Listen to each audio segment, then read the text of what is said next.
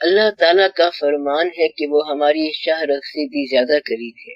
اللہ تو ہم سے اتنا قریب ہوتا ہے لیکن ہم اس سے کیوں اتنے دور ہو جاتے ہیں، اور یہ کہ مشاہدہ حق کیسے ہو سکتا ہے؟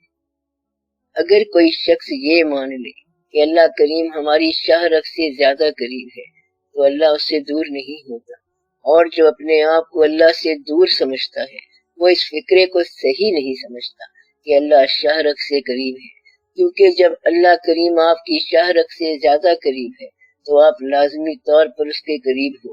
اللہ کریم کہتا ہے تم مجھے پکارو تو میں بالکل تمہارے قریب ہوں۔ جو شخص اللہ کو پکارنے کے بعد اسے اپنے قریب سمجھے تو اللہ خود ہی اس کے قریب ہوگا۔ اس لیے یہ ایک راز ہے کہ اللہ جب شاہ رخ سے قریب ہے تو پھر دور کون ہے؟ جسے آپ اللہ کہہ رہے ہیں وہ تو شاہ رخ سے قریب ہے، اور جو اسے قریب سمجھ رہا ہے اللہ اسی کے قریب ہے۔ جو شخص اللہ کو دور سمجھ رہا ہے تو اللہ اس سے دور ہے۔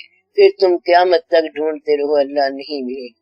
وہ کہتا ہے مجھے پکارو کیونکہ میں دعائیں منظور کرتا ہوں، لیکن کتنی ہی دعائیں ہیں جو منظور نہیں ہوتی۔ اب یہ پہچان کی بات ہے، بلکہ اللہ اس سے بھی قریب ہے۔ اللہ تعالیٰ نے کہا ہے کہ فی انفسکم، میں تمہاری سانسوں میں ہوں۔ اب یہ کون ہے جو سانسوں سے زیادہ قریب ہے اور انسان سے اتنا دور ہے؟ یہ ایک راز ہے، یہ اور ہی کہانی ہے، اور یہی تو کہانی ہے اور سارا راز یہی تو ہے کہ دور کون ہے اور قریب کون ہے۔ ایک اور پرانا سوال یہ ہے کہ جب سارا مکان اللہ کا ہے تو لا مکان کیا ہے؟ یعنی جب سب مکان اس کے ہیں تو پھر لا مکان کیوں ہے؟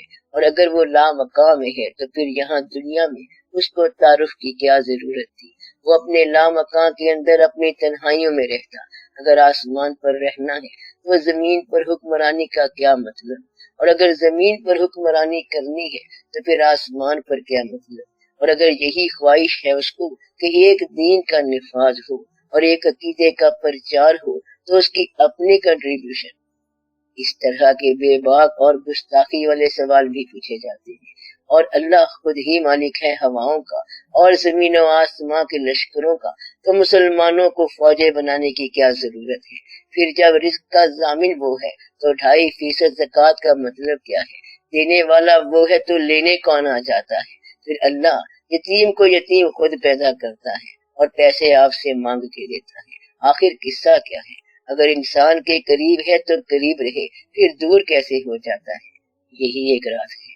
کہانی اتنی ساری ہے کہ اللہ کو پا لینے کے بعد اس کی تلاش شروع ہو جاتی ہے۔ بس یہ بات یاد رکھنا، راز یہ ہے کہ اللہ کو کوئی تلاش نہیں کر سکتا جب تک پہلے وہ اسے پا نہ لے۔ انسان پہلے اللہ کو پائے گا اور تلاش بعد میں کرے گا۔ تو راز کیا ہے؟ پانا سوز ہے اور تلاش بھی سوز ہی ہے۔ اللہ کو پانا دراصل اللہ کے فراق کا ادراک ہے، اور اللہ کے فراق کا ادراک ہی اس کا وصال ہے۔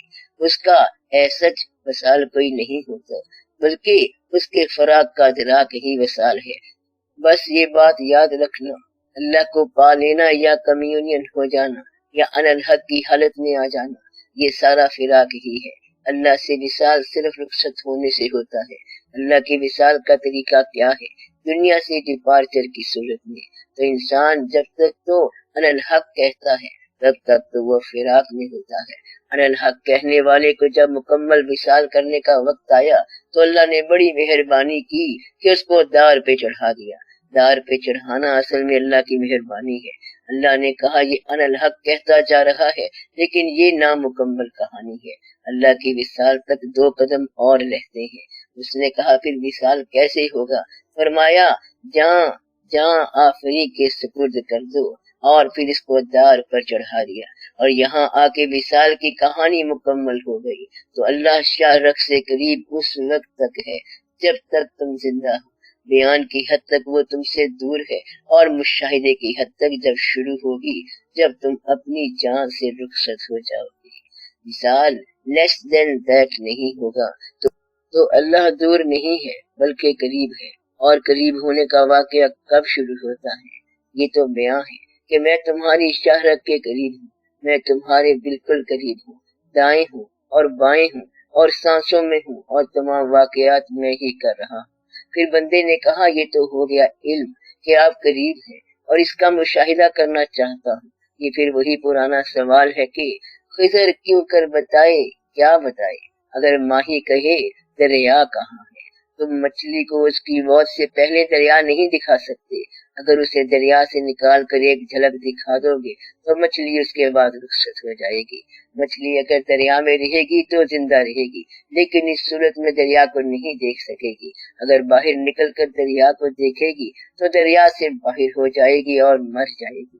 इसलिए अल्लाह करीम का दीदार या विसाल या मुशाहिदा कुर्बे हक जब हुआ तो आपका अपनी जिंदगी से फिराक हो जाएगा।